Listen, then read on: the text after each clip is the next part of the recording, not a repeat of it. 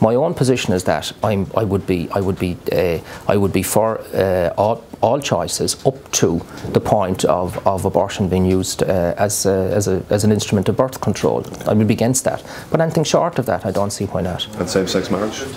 No problems with it. Okay. Can I make a point on that? Course, yeah. I was very young. I think I was about 24, 25, and I was organising a conference in Dublin at the time. And I wanted to get a speaker on to deal with AIDS testing, which had just come in.